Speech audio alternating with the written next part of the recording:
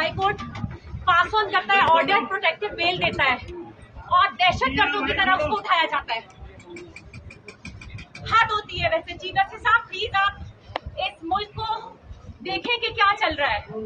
Court से bell मिलती है मेरे हस्बैंड को और बाहर गाड़ी लगा के उठाना शुरू हो जाते हैं उनको। ये इंसाफ है इस मुल्क में?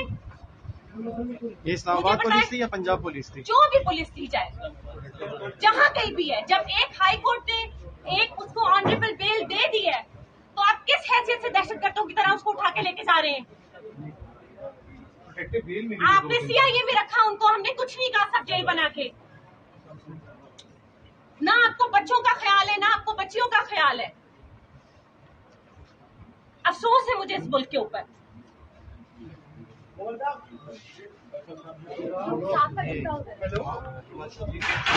हेलो